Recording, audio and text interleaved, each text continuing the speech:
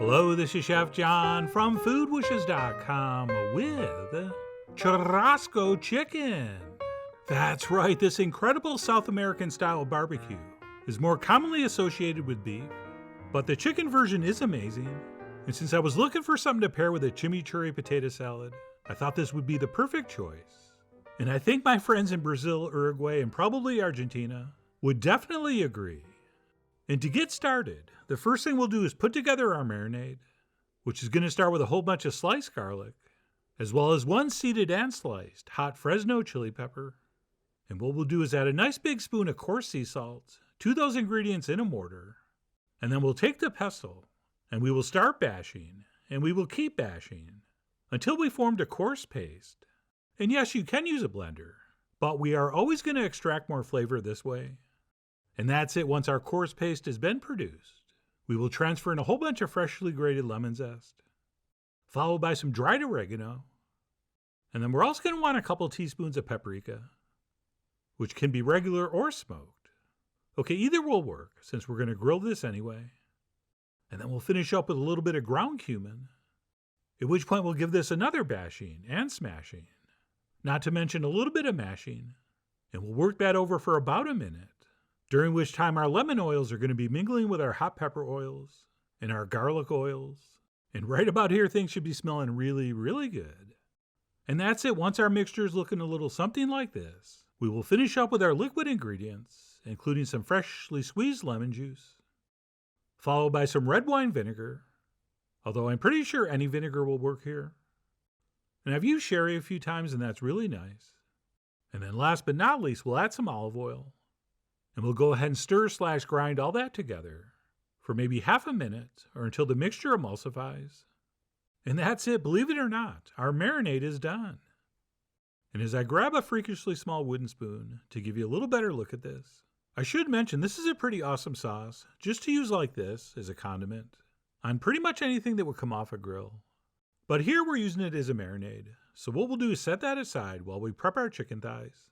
And for this, we're going to use ones that have the skin on and the bone in. And as usual, we're going to make a couple cuts through the skin, but this time we're not going down to the bone.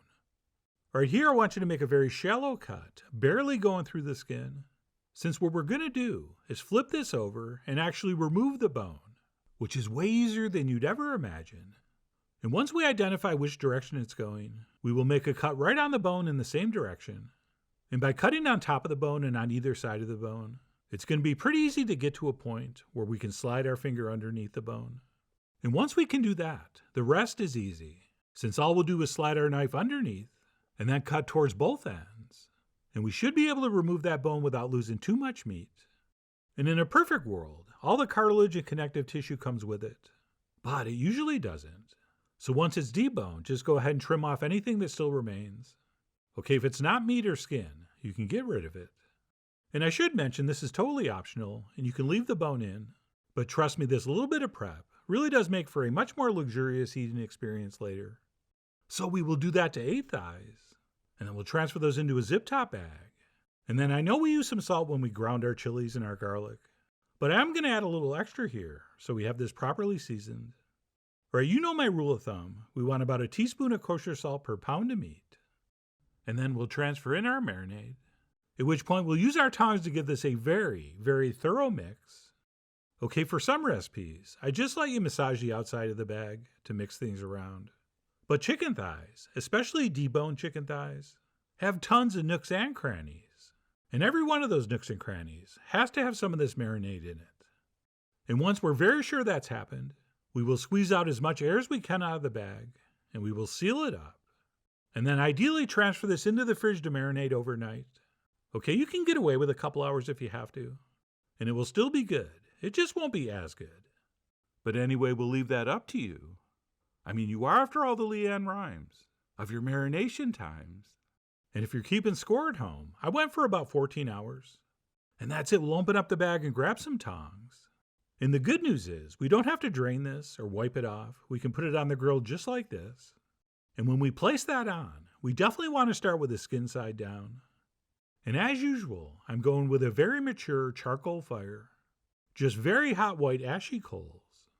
And what we'll do is give that first skin side just 2 minutes before we flip it over.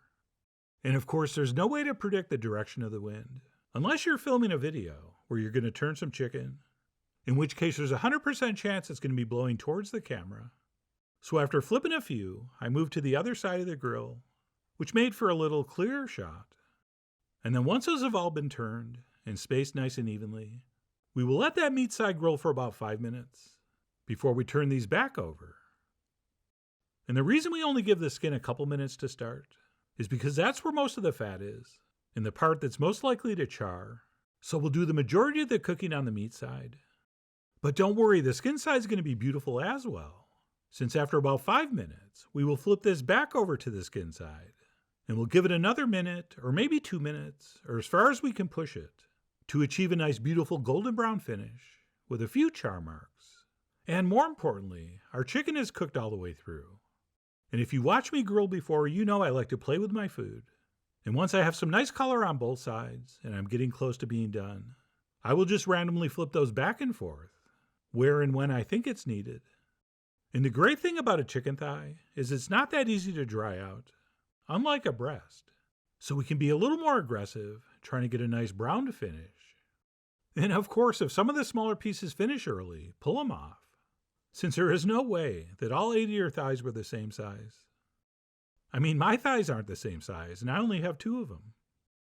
And that's it. Once I had those all removed to a plate, I headed back inside and transferred those onto a serving platter. And then, because I'm not insane, I drizzled over the accumulated juices from the plate. And if that's not some of the most beautiful grilled chicken you've ever seen, I would love to see whatever you thought looked better. And I'll serve some up properly in a moment. But this was just smelling and looking too good not to dig right in. And that, my friends, is going to be some of the juiciest, most flavorful grilled chicken you've ever had. So I really did love everything about that. And I went ahead and plated some up properly on some recently made Chimichurri Potato Salad. And I squeezed over some fresh lemon, which is highly recommended, before digging back in. And if I ever did a top 10 list of grilled meats and side dish pairings, this is 100% on that list. And what's very cool here is that chimichurri sauce would be a very popular condiment to serve alongside this kind of grilled meat. But here it's already in the potato salad, which means our side is kind of a hybrid side and sauce, which I need to invent a word for. And maybe some of you can help me do that in the comments.